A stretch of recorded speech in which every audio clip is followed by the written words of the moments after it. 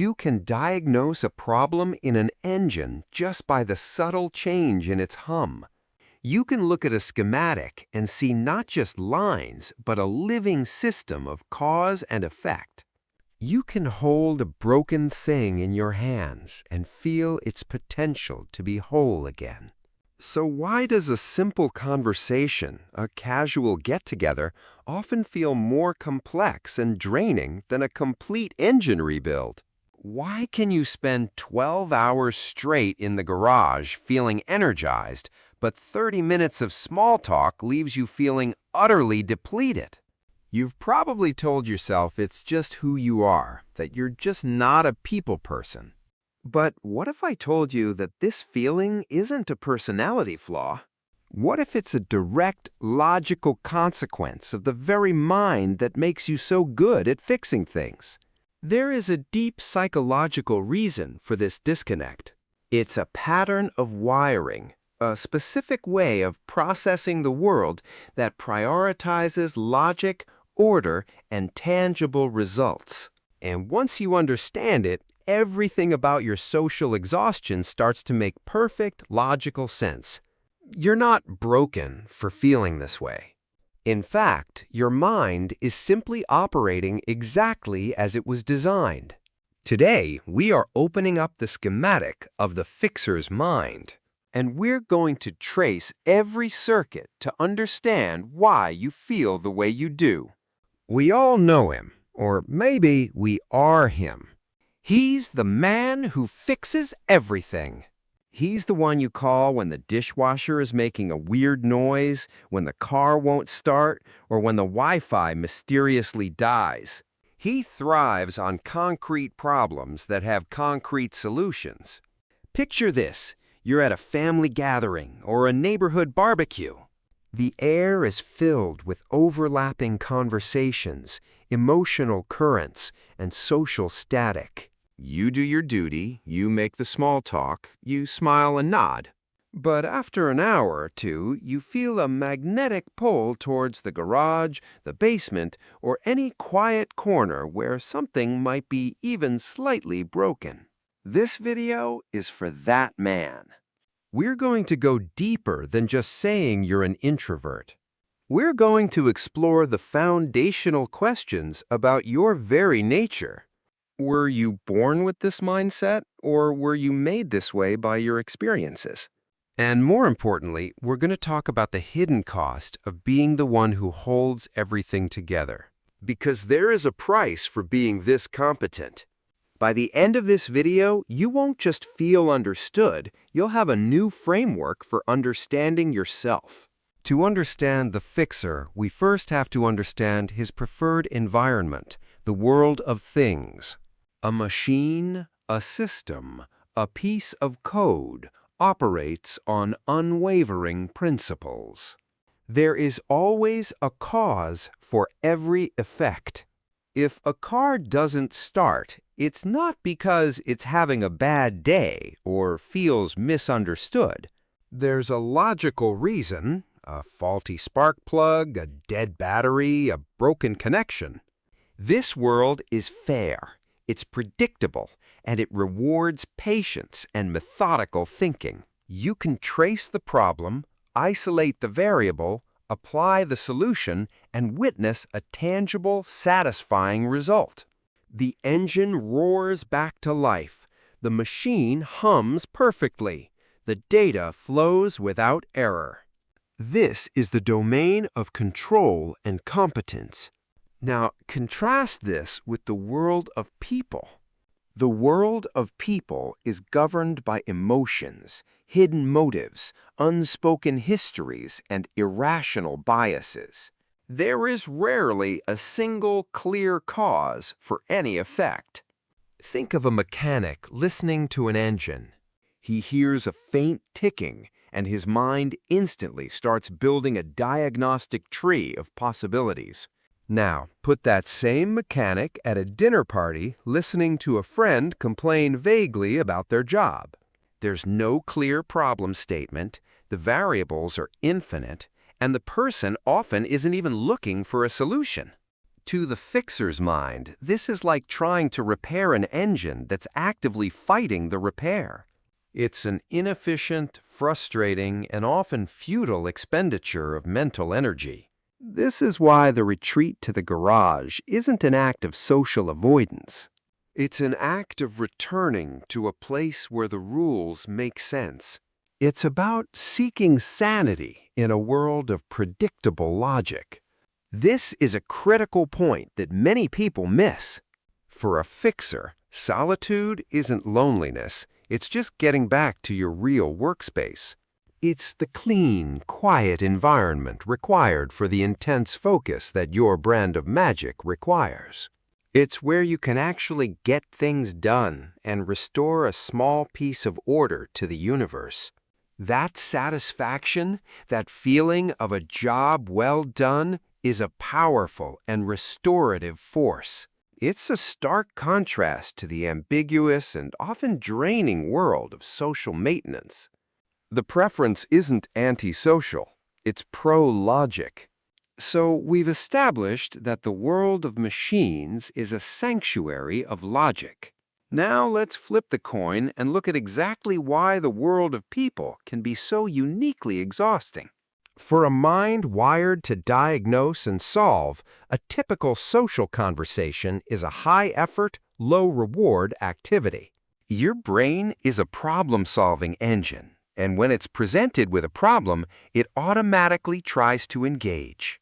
When a friend vents about their boss, your mind doesn't just hear the complaint, it starts trying to debug the situation. It's analyzing variables, proposing solutions, and identifying logical fallacies in their narrative. You might suggest, why don't you just talk to HR? Or, have you tried documenting these incidents? You are offering what you value most, a clear, logical path to a solution. But psychological research suggests that most of the time, people who are venting aren't looking for a fix. They are looking for validation, for empathy, for someone to simply co-sign their emotional state. To a fixer's mind, this is deeply inefficient. It's like describing a flat tire in detail for 20 minutes without any intention of getting out the jack. This mismatch between your instinct to solve and their need to vent creates immense internal friction.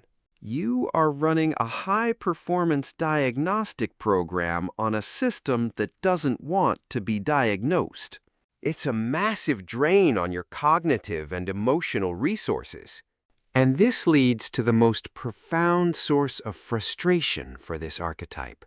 It's watching the same person complain about the same problem week after week, month after month, having rejected every logical solution offered.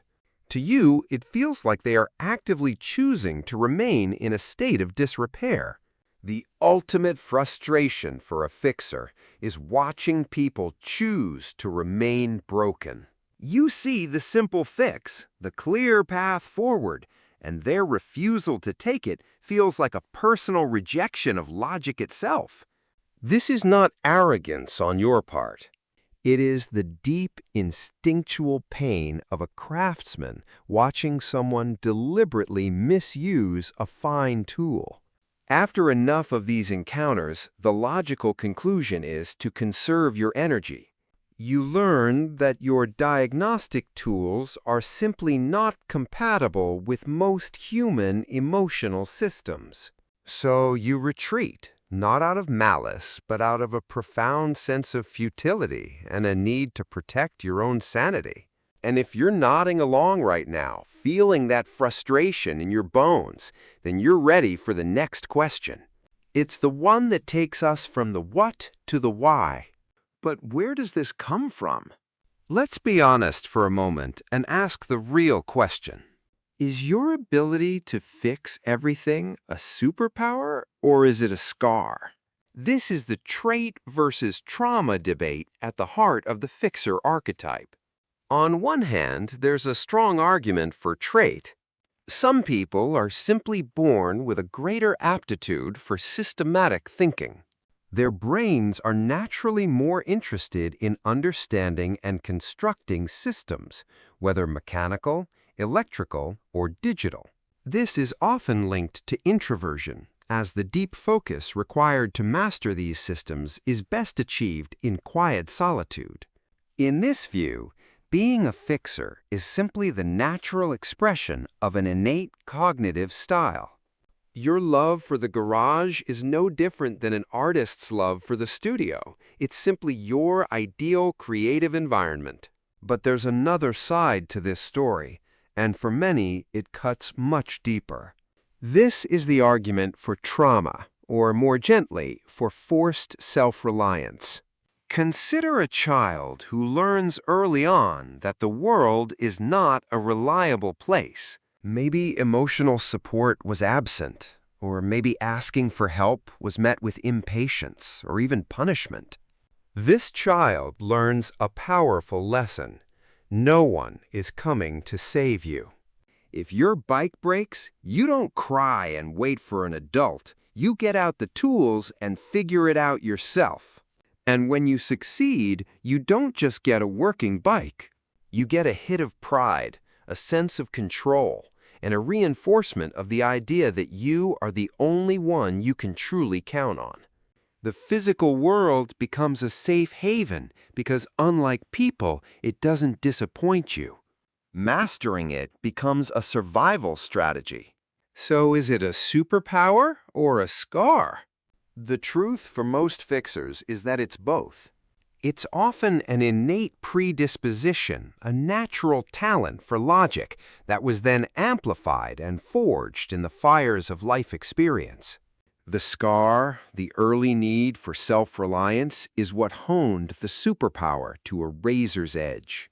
Understanding this duality is the key to understanding the full picture of who you are. If this deep dive into your own wiring is resonating with you, it means you're part of a community of thinkers and builders. We explore these ideas every week, so if you appreciate this kind of analysis, consider subscribing to join the conversation. Now, this competence, whether born or made, comes with an undeniable sense of pride. There is a quiet satisfaction in being the one who can hold it all together when things fall apart. You are valued. You are needed. You are seen as reliable. But this pride comes with a heavy, often invisible burden.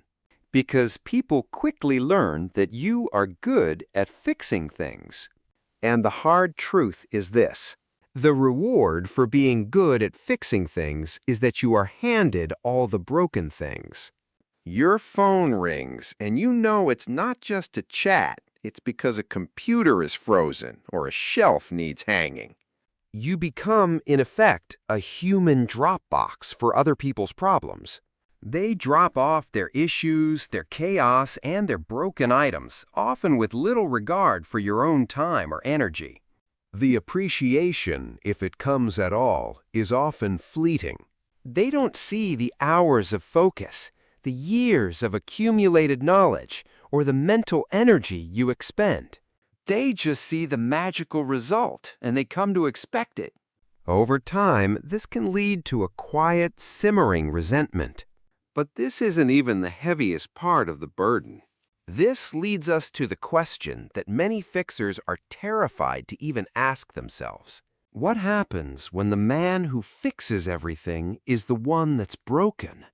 Who do you turn to when you can't fix yourself? When the problem isn't a faulty circuit, but burnout, or grief, or a deep sense of purposelessness. These are problems that a wrench can't touch and a multimeter can't measure. The very identity of being the competent one, the self-reliant rock, can make it incredibly difficult to admit vulnerability or ask for help. Asking for help can feel like a fundamental failure of your primary directive. So the fixer often suffers in silence, trying to apply his logical toolkit to the irrational chaos of his own inner world and finding it utterly ineffective. This is the ultimate paradox of the fixer's life, a master of external systems who feels like a novice in his own interior? That's a heavy question. And while we can't solve it in one video, we can start building the defenses to prevent it from happening. And that starts with boundaries. Enough theory, let's talk tools. The key is to protect your workspace, both physical and mental. I want to give you a simple framework called the triage method for any incoming problem that isn't yours. When someone brings you a problem, mentally run it through these 3 questions. Is this actually mine to fix? Is this a true emergency that requires my unique skills, or is this a problem of convenience for someone else? Can this problem even be fixed by me? If it's a messy relationship issue or a career complaint, the answer is probably no. Recognize when a problem is outside your jurisdiction. And third, the most important question, do I have the energy and desire to fix this right now? Your energy is a finite resource, not a public utility. Now, here are some actionable scripts to enforce these boundaries. That sounds really tough. I'm sorry you're dealing with that. This shows you're listening, but doesn't obligate you to act. To offer logic without taking over, you can say, that sounds like a complex problem. Have you considered looking up X or talking to Y? This points them toward a solution without making it your project. I'd love to help, but I need to conserve my energy for my own projects right now. Using these tools isn't selfish. It's essential maintenance for your own system. We've journeyed deep into the mind of the fixer today. We went from a simple preference for solitude to understanding its roots in logic, focus, and sometimes in the scars of self-reliance. We've seen how the very mental tools that make you a brilliant problem solver can make the social world feel like an unsolvable puzzle. We talked about the burden of competence and the silent weight carried by the one everyone relies on. So let's go back to that opening question. Why does a simple conversation leave you feeling so drained? So yes, that simple conversation is draining because your mind is a high-performance engine built for logic, not a catch-all for chaos. It's draining because you are trying to find order where there is none and solve problems that aren't asking for a solution. The key takeaway from all of this is not that you need to change. It's that you need to understand your own operating system and honor its requirements. Your introversion isn't a bug, it's a feature of your high-performance mind. It is the silent, focused world you require to perform your magic. Your challenge isn't to change who you are. It's to build a life and set boundaries that honor your design. Own your nature, protect your energy, and keep making the world a more orderly, functional place, one fix at a time. Now, for the other fixers watching, I have a question for you. What was the moment you first realized you couldn't rely on anyone else and had to figure it out yourself? Share your story in the comments below. Reading them helps us all realize we're not alone in this. If this video resonated with you and you want more deep dives into the male psyche, make sure to subscribe and join our community.